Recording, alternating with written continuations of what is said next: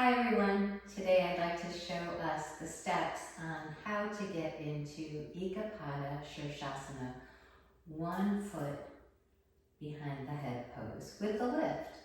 Why would you want to do something like that? Well, when you've been practicing yoga for a while and you realize that you have a good amount of elasticity in your hamstrings and great mobility in the hip sockets, you go on this little journey of discovery, and this may be one of the poses that you're ready for. Here we go.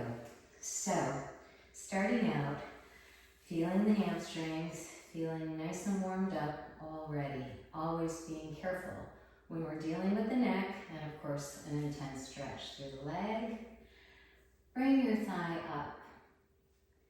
Lift and see where the range is to draw back your thigh and bring your arm underneath so that it's nicely tight, clamping the inside of your arm around your leg.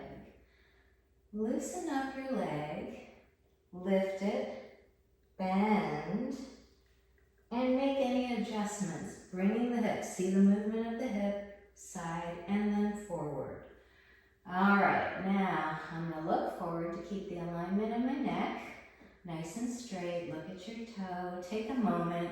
Feel settled here. Then press into your palms gently at first. Ground your foot. I want you to feel grounded through this left foot. Then, once you have the lift, hips are off the ground, thigh to chest, foot to the sky, deep breath in. Exhale nice and slow. We go in part by part.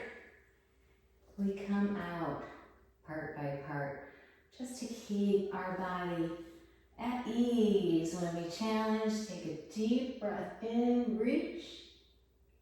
Exhale and fold forward. Eka Pada Sirsasana, 1 leg, 1 foot behind the head pose. There we go.